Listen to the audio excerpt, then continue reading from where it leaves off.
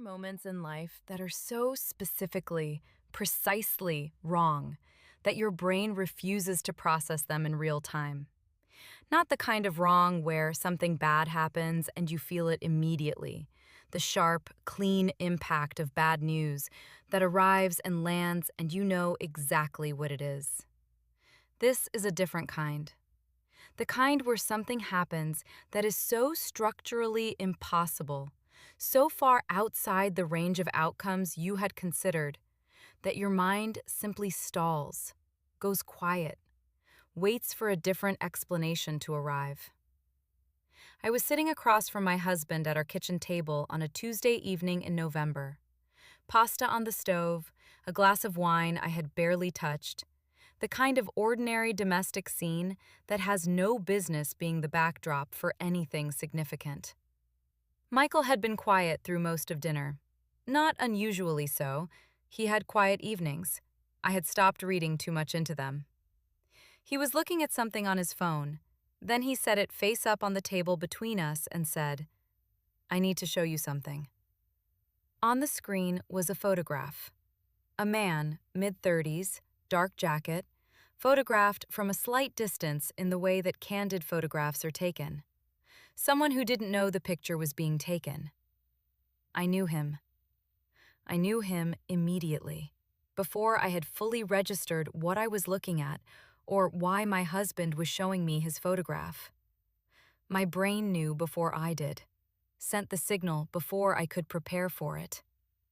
Michael said, "This is the investigator I hired, private detective. I've had some concerns for a while and I finally decided to do something about it. He's been working the case for about 2 weeks." The man in the photograph was Daniel. The same Daniel I had spent 8 months of my life with, in a way my husband knew nothing about.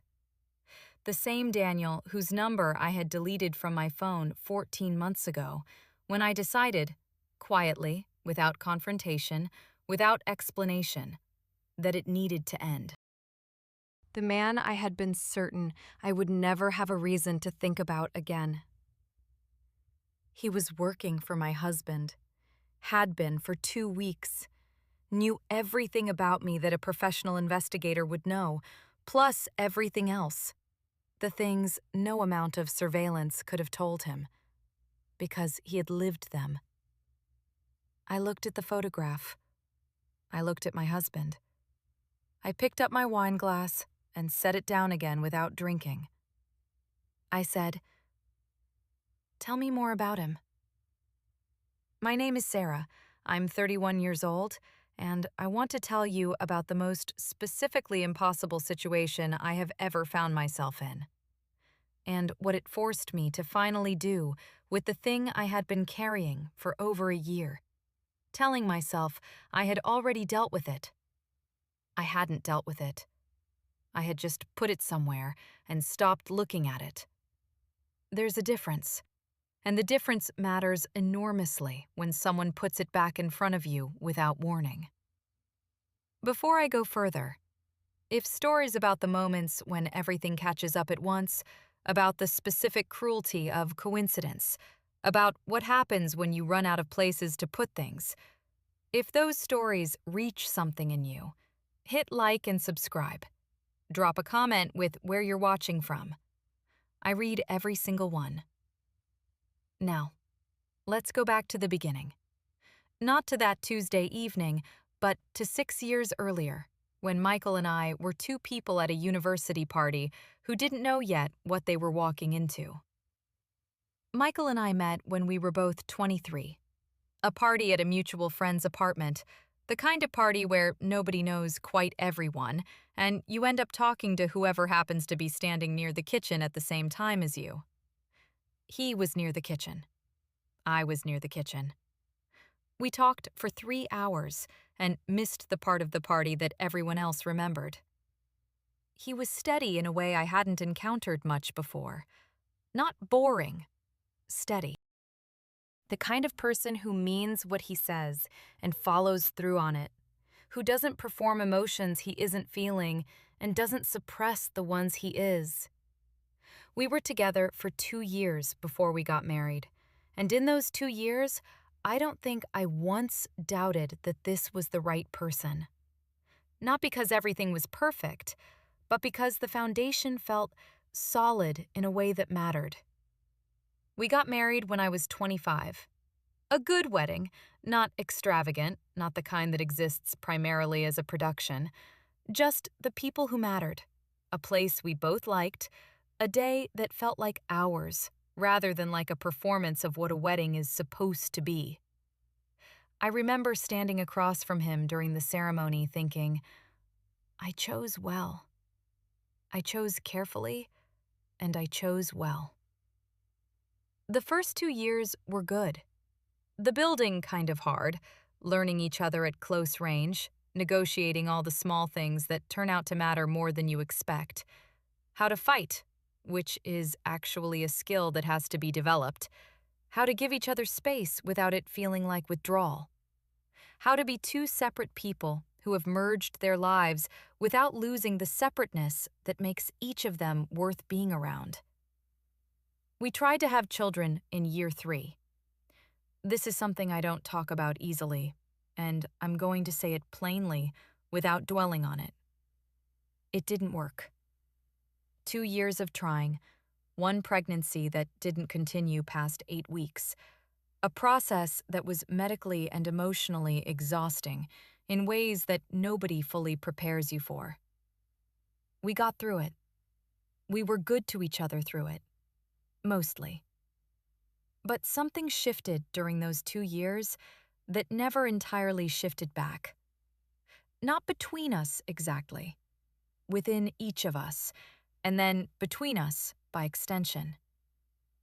Michael became more internal. He had always processed things quietly, but this was different. A withdrawal that went deeper, a way of being present that was also somehow absent. He threw himself into work with the specific focus of someone who needs somewhere to put energy that has no other outlet. He was not unkind. He was not distant in the cold, deliberate way of someone pulling away. He was just elsewhere. A lot of the time. In a way that was hard to name and therefore hard to address. I became invisible to myself. Which sounds dramatic, but is the most accurate thing I can say. Not invisible to him. I don't think he saw me less, exactly. But the way I felt in my own life changed. The sense of being seen, of being interesting to someone, of being a specific person rather than a component of a shared routine. That faded. Gradually, and then more quickly. And then it was just gone. And I'd gotten so used to its absence that I had almost stopped noticing. We didn't fight about any of this. We should have. I understand now that the absence of conflict was not a sign of health. It was a sign that we had both stopped pushing on things, stopped asking the uncomfortable questions, stopped doing the effortful work of staying actually close to another person rather than just living alongside them. We were kind to each other. We functioned well as a household. We went to dinner with friends on weekends and laughed, and no one watching us from the outside would have identified a problem. By year 5, I felt like I was living a life that fit around me without quite fitting me. And that is not a justification for anything. I want to be clear about that. The way I have had to be clear about it to myself many times since. It is not a justification. It is a description of the conditions under which a person becomes capable of making choices they otherwise wouldn't make. I met Daniel at a professional conference in September, the 5th year of my marriage. A 2-day industry event. I worked in marketing. He was in adjacent territory, brand strategy for a consulting firm. We ended up at the same breakout session in the afternoon and then at the same table at the evening networking dinner, which was the kind of dinner that sounds useful and is mostly just loud. He was easy to talk to. That's the first thing I noticed. Not his appearance, not anything electric or dramatic, just that talking to him required no effort. The conversation moved on its own. He asked me things I hadn't been asked in a while. Not about work, about what I actually thought about the work, what I found interesting about it, and what I found deadening. Whether I had wanted to do this when I was younger, or had arrived here sideways, the way most people arrive at their careers. Small questions with real answers. And he seemed to actually want the real answers, rather than the professional version. We exchanged contact information at the end of the evening, the way people do at these things, and I didn't attach particular significance to it. He sent a follow-up email the next week, something relevant to a topic we had discussed, an article, a note saying he had enjoyed the conversation. I replied. We emailed back and forth a few times over the following weeks. Professional in tone, but becoming less professional at the edges, in the way correspondence does when two people are actually interested in each other. In November, we had coffee, ostensibly to discuss a potential professional overlap that never materialized into anything actual. We sat in a coffee shop for 2.5 hours and talked about almost everything except work. I drove home afterward and sat in the parking garage of our building for 10 minutes before going upstairs. Not because I had made any decision, but because I needed a moment between that and the rest of my life. I knew what was happening. I want to be honest about that. I always want to be honest about that. Because the version of this story where I was simply swept away without awareness is not true, and doesn't respect the gravity of what I chose. I knew. The knowing arrived early and clearly, and I continued anyway. The affair lasted 8 months, from December through the following August. I am not going to describe it in detail, not because the details don't exist, but because they are not the part that matters for this story. What matters is the shape of it. Consistent, emotionally significant, not casual. He knew I was married. I knew he was not looking for something I could offer fully. We existed in a container that had no future built into it, and both understood that without discussing it directly. I ended it in August. Not because I was discovered, not because Michael found something. He hadn't, as far as I knew. I ended it because I had been living in 2 separate versions of my life for 8 months, and I was exhausted by the weight of the division. Because I looked at what I was doing clearly one morning and understood that I did not want to be the person who kept doing it. I sent Daniel a message that was honest and brief and did not invite a response. He replied once, something equally honest and brief. That was the last exchange. I deleted the conversation. I deleted his number. I sat with what I had done, privately and alone, for the months that followed.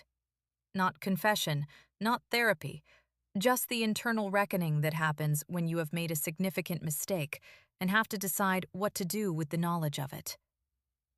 I had decided, by November, that I was carrying it, that it was mine to carry, that my marriage was not the same thing as the affair, and that rebuilding what had faded between Michael and me was the work in front of me, the real work, the one that mattered. I had started doing that work, quietly, without explanation, being more present, trying harder at the things I had stopped trying at. And then, he showed me the photograph. Michael is not a man who acts on instinct without evidence.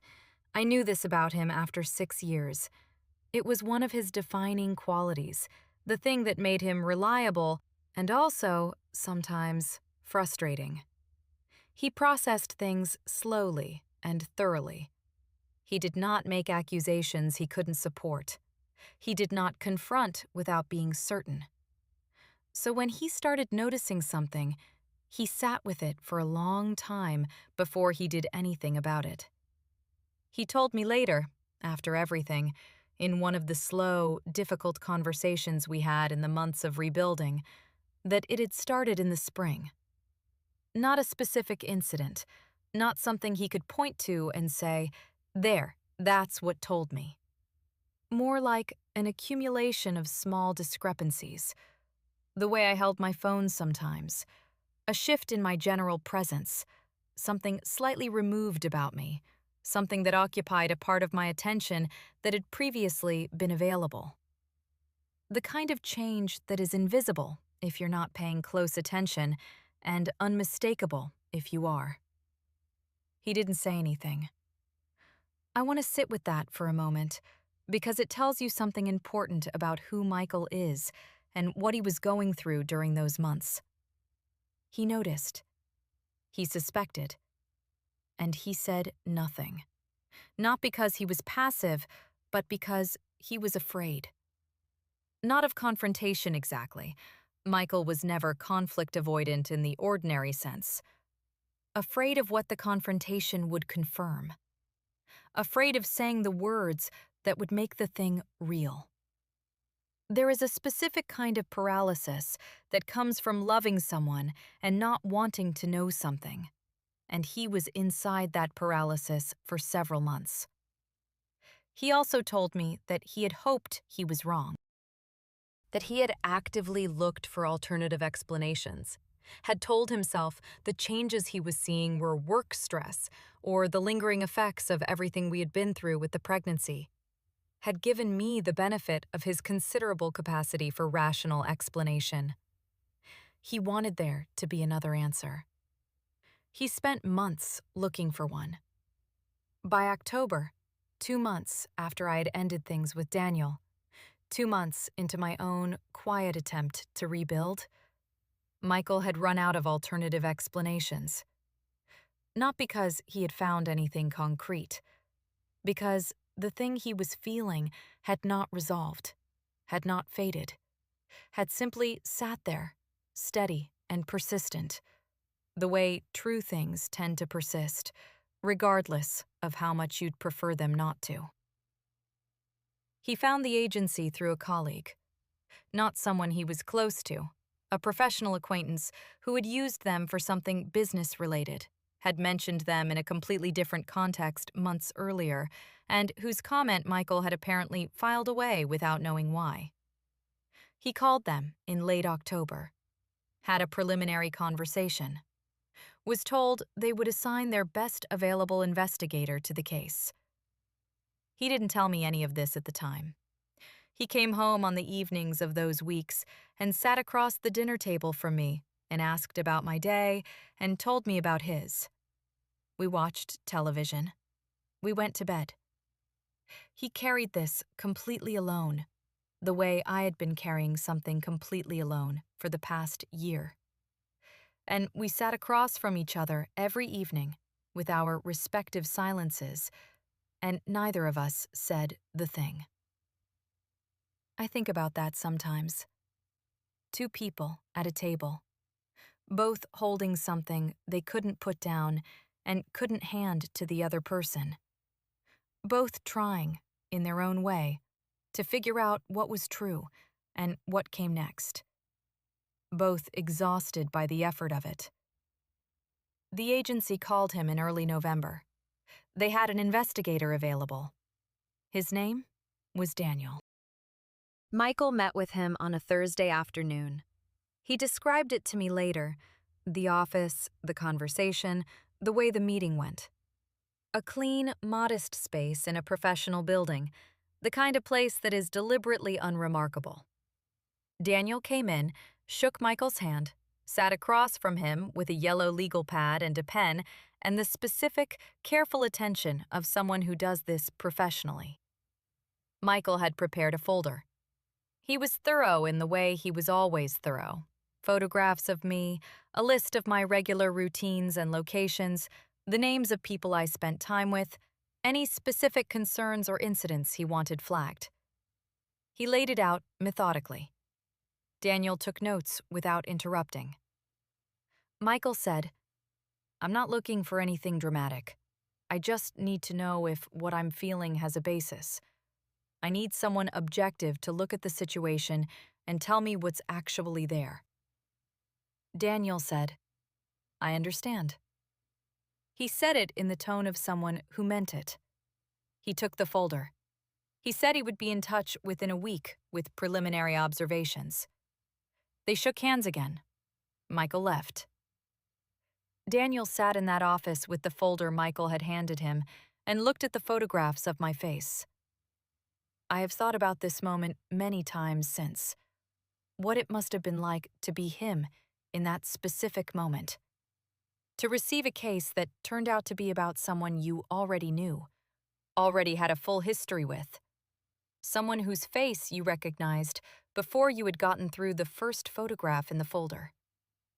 To understand, within the first 60 seconds of opening that folder, the precise impossibility of the situation you had just agreed to enter. He could have called the agency and withdrawn from the case. He could have cited a conflict of interest, which would have been accurate in a way that he couldn't explain without explaining everything, and the agency would have assigned someone else, and Michael would never have known why the first investigator stepped away. That was the clean option, the option with the least collateral damage to the largest number of people. He didn't take it. I don't know exactly why. I have my theories, and he gave me his explanation later, and even his explanation didn't fully resolve the question. What I know is that he took the case. He went home that Thursday evening, and the next morning, he began observing my life with the professional rigor of someone who does this well, from a distance, without being seen. For 2 weeks, I lived my ordinary November life with no idea that any of this was happening. I went to work. I had dinner with a friend on a Wednesday. I bought groceries. I sat across from my husband at our kitchen table and talked about ordinary things and felt, cautiously, that we were in a slightly better place than we had been. That the quiet work I had been doing was beginning to amount to something. I had no idea that the man watching me from across the street one Thursday afternoon was someone who already knew every answer to every question my husband had hired him to find. I had no idea that on a Tuesday evening in November, Michael would sit down across from me at dinner, pick up his phone, and show me a photograph. Daniel filed his first report on a Monday. I know this because Michael told me later, in one of the long, careful conversations we had after everything came out. The kind of conversations where you go back over the timeline and try to understand the sequence of events, not because understanding the sequence changes anything, but because the human mind needs the shape of a thing before it can begin to accept the weight of it. The first report was general. Observations about routine, movement patterns, nothing specific or damaging, accurate in its facts, limited in its conclusions. Michael read it and found it unsatisfying. Not wrong, just incomplete. He called the agency and said, "I need more detail. I need to know specifically about her patterns on certain evenings, certain contact." The agency relayed this to Daniel. Daniel, meanwhile, was doing something that I imagine required a particular kind of sustained effort, being two things at once.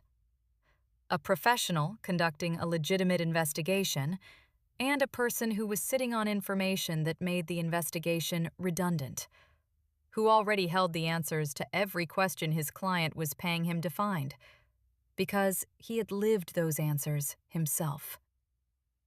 I've tried to understand what those 2 weeks were like for him. I've had to think about it carefully, because understanding his position was part of how I eventually understood my own. He was not a bad person. He was a person who had made choices, the same choices I had made, from the other side, and who had then found himself in a situation that no amount of reasonable prior decision-making could have prepared him for. He told me later that he had considered withdrawing from the case every day of those 2 weeks. Every day he woke up and thought about picking up the phone and calling the agency and saying, "I have a conflict of interest. I can't continue." Every day, he didn't. I asked him why. He was quiet for a moment and then said, "Because I thought if I disappeared from the case, someone else would come in and do it faster and less carefully. Someone who didn't understand what they were actually looking at. Someone who might hand Michael a report that was true in its facts and damaging in a way that went beyond what the situation actually required." I'm not sure I fully believe that explanation. I'm not sure he fully believed it either. But I understand the human truth underneath it.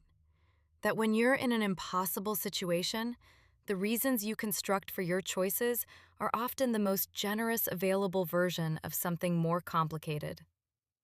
So he continued. He watched. He compiled observations that were accurate and neutral. He filed reports that gave Michael enough information to confirm that something had been there, without the specific detail that would have told him everything at once. And I walked through my November completely unaware that any of this was happening. I went to work. I had lunch with a friend. I bought a lamp we had been meaning to buy for the hallway for 3 months and finally got around to ordering. I made dinner on the evenings I came home first. I was trying, genuinely, quietly, without announcement, to be more present in my marriage than I had been. Michael seemed to notice. He was warmer in those weeks, more available. I told myself, this is working. The slow work is working. I didn't know that in a gray sedan parked on the street outside my office building on a Thursday afternoon, the man who had known me most intimately for 8 months of my life was watching me walk out the front door and noting the time in a legal pad. I didn't know that on the following Monday, a report containing those observations was sitting on my husband's desk. I didn't know any of it.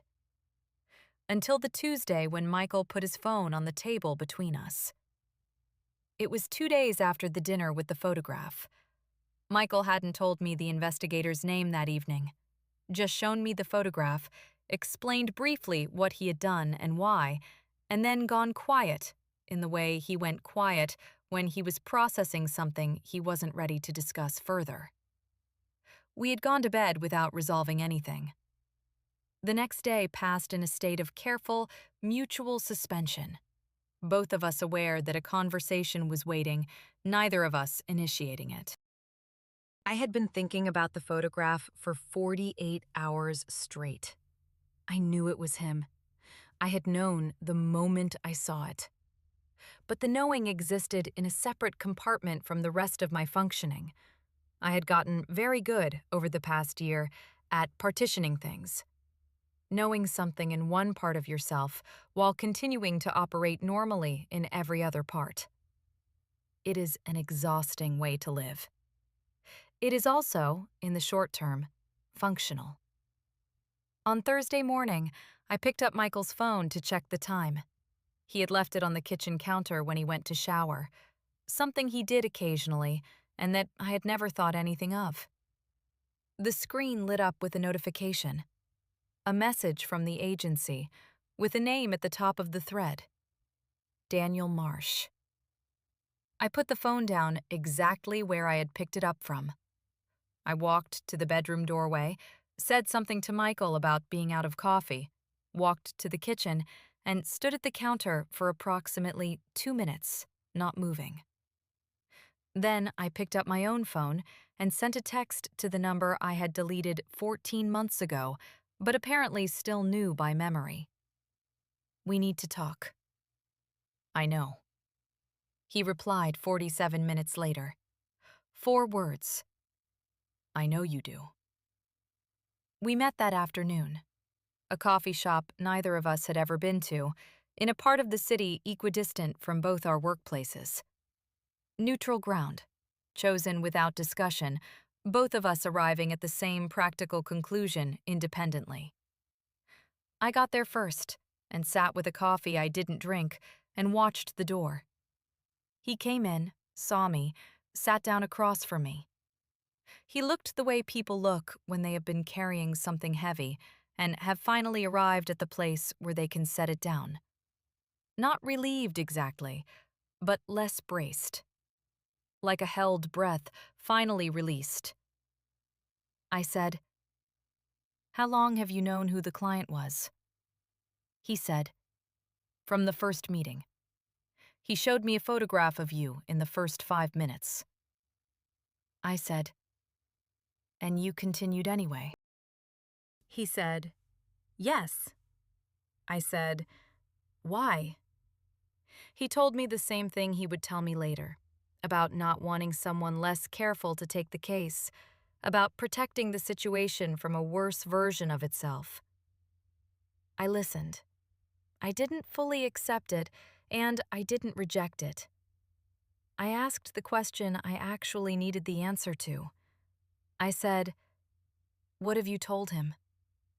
He said that there are indications consistent with what he suspected. General patterns. Nothing specific. No names, no dates, no details. I said, "And the final report?" He said, "I haven't filed it." He looked at me steadily across the coffee shop table. He said, "Sarah, I'm not going to lie to my client indefinitely. I have a professional reputation, and I have my own conscience, and both of them have limits. But I haven't filed the final report yet. And I'm telling you that before I do." I understood what he was offering. Not a reprieve. There was no version of this that ended without Michael knowing something. But a window. A small, specific window to decide how the truth arrived and who delivered it. I sat with my untouched coffee and looked at the man I had spent 8 months of my life with and felt, more clearly than I had felt anything in a long time, the full weight of every choice that had led to this particular coffee shop on this particular Thursday afternoon. I said, "Give me the weekend." He said, "You have until Monday." I had 4 days. Friday, Saturday, Sunday, and then Monday morning when Daniel would file whatever he was going to file, and Michael would read it, and the timeline would be taken out of my hands entirely. 4 days to decide whether to let that happen or to do something I had been avoiding for over a year. I went home Friday evening and made dinner and sat across from Michael and talked about his day and something that had happened at his office and a television show we had been watching. I was present in every external sense. I don't think I tasted anything I ate. Saturday, I drove to a park I had gone to by myself when I needed to think since I was a teenager. Sat on a bench for 2 hours. Thought.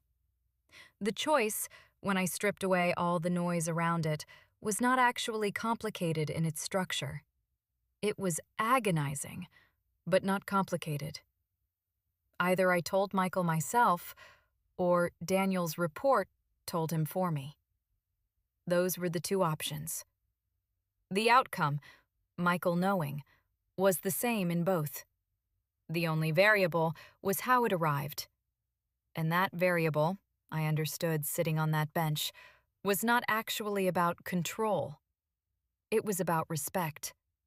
About whether the person who owed Michael the truth was going to deliver it, or whether it was going to be delivered by a document filed by an investigator. Whether I was going to be someone who told him, or someone who had to be caught. I had spent a year telling myself that my silence was protecting him, that what he didn't know wasn't hurting him, that the affair was over and I was rebuilding and the disruption of telling him would cause more harm than the continued silence. I had constructed that argument carefully, and I had believed it, mostly, because I needed to believe it. Sitting on that bench on a gray November Saturday, I examined that argument honestly for the first time. And I found it. The place where the argument was protecting him and the place where it was protecting me. They were not the same place. The protection it offered him was real. There is genuine harm in knowing things that cannot be unknowed. But the protection it offered me was also real, and it was larger than I had allowed myself to see. I had been carrying this secret partly because I didn't want to lose my marriage, and that is not the same thing as carrying it to protect him. Michael suspected something, had suspected it for months, had hired someone to confirm what he was feeling because living in uncertainty had become more unbearable than whatever the certainty might cost. He was already living in the damage. He just didn't have the complete picture. He deserved the complete picture. From me. I drove home Saturday evening. Michael was on the couch reading. I sat down next to him and said, "Can we talk tomorrow? There's something I need to say." He looked at me for a moment. He said, "Yes."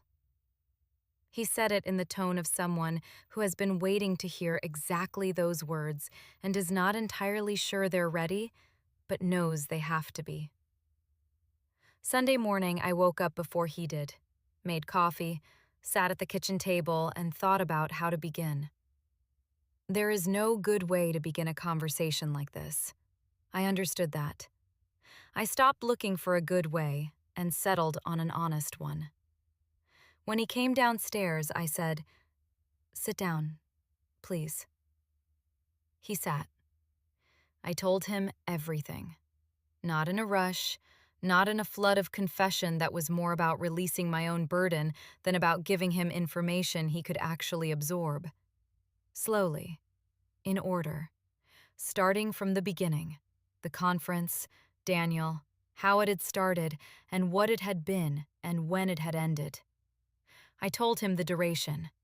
I told him that I had ended it myself, before he had suspected anything, before the investigator. I told him about the 14 months since, what I had been doing, how I had been trying, what I had been hoping. He listened. Michael was always a good listener.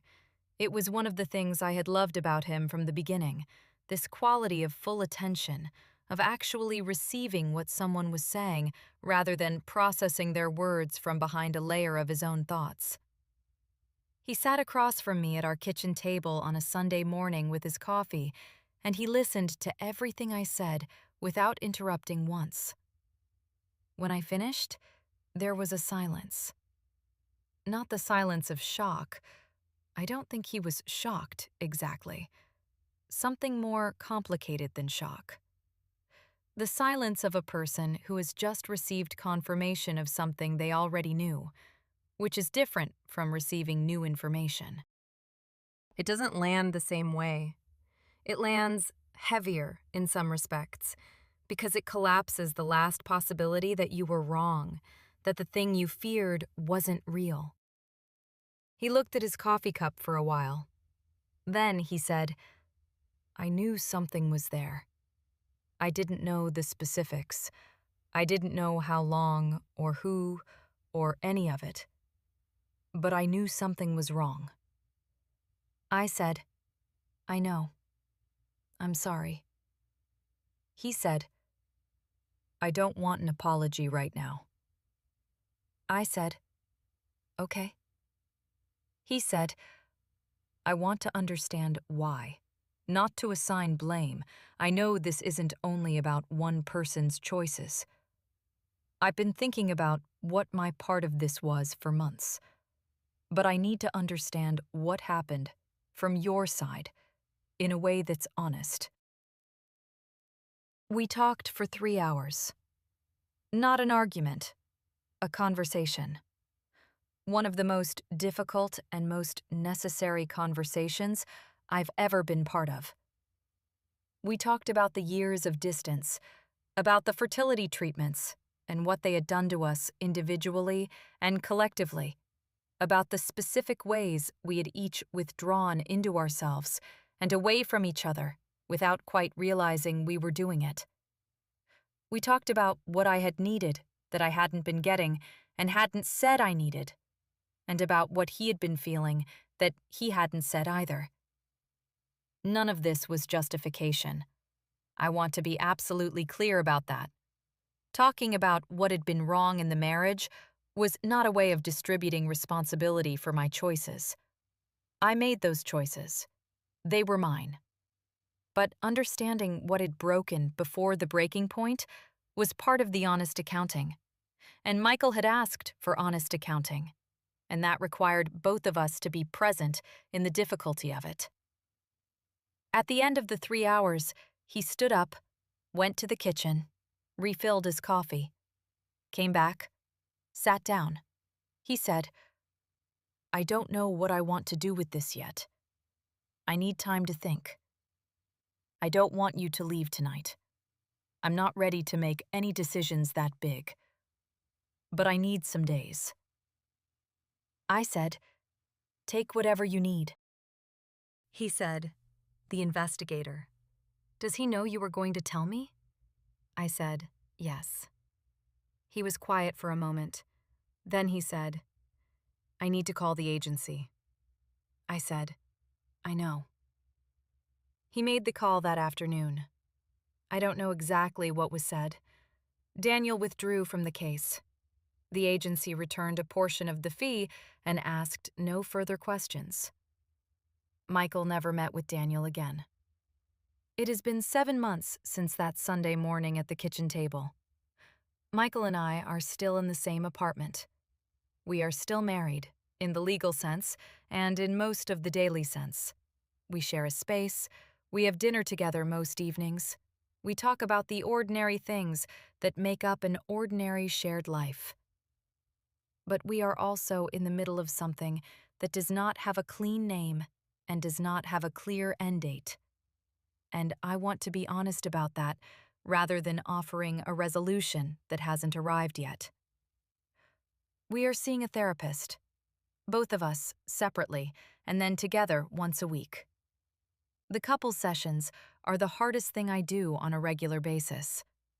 Not because the therapist is unkind or because Michael is combative, but because genuine repair work is genuinely hard.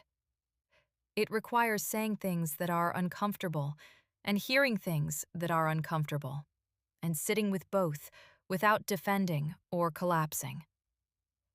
We are getting better at it, slowly, with setbacks, in the specific way that real progress tends to happen when it's not being performed for an audience.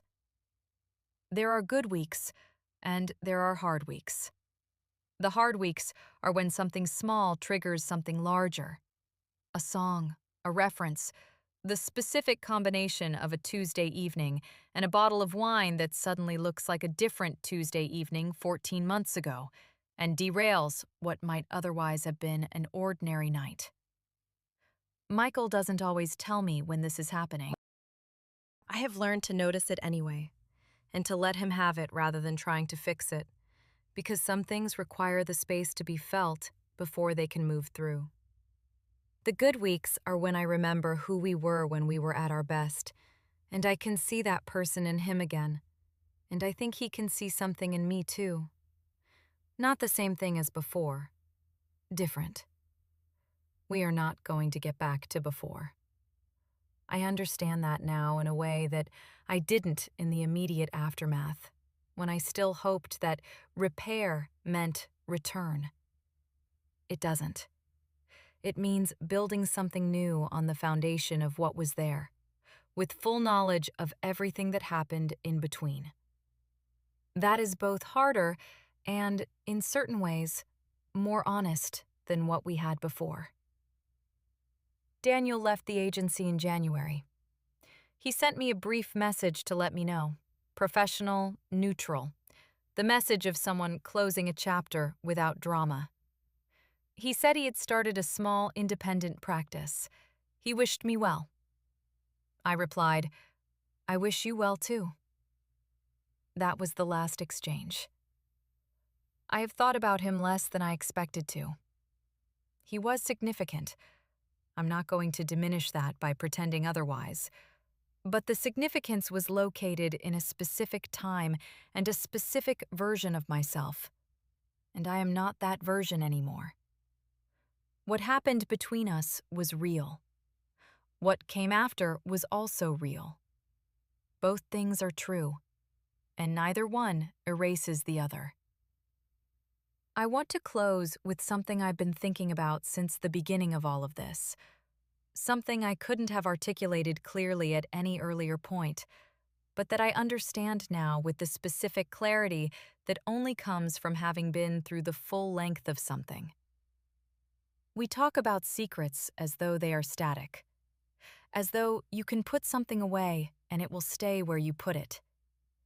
But secrets are not static. They grow in the dark, they change shape, they find their way into the structure of who you are and the architecture of your relationships in ways that you don't notice until someone turns on a light. The light, in my case, was the most improbable thing imaginable. A photograph on a kitchen table, a man I already knew, a situation so specifically impossible that no amount of reasonable worry could have anticipated it. Life doesn't always warn you. Sometimes it simply arrives.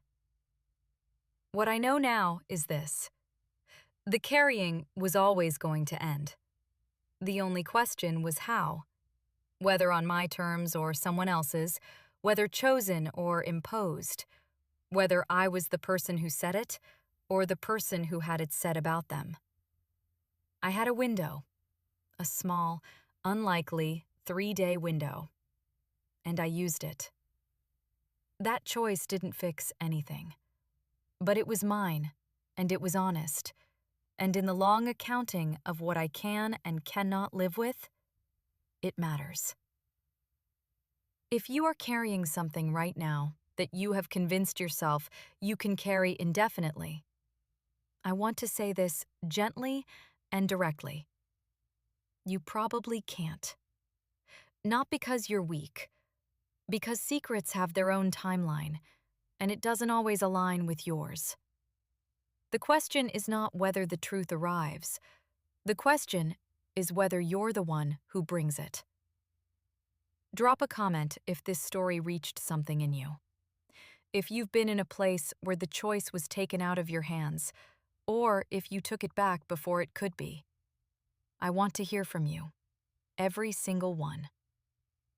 Thank you for listening. Like if this story touched you. Subscribe if you want to hear more.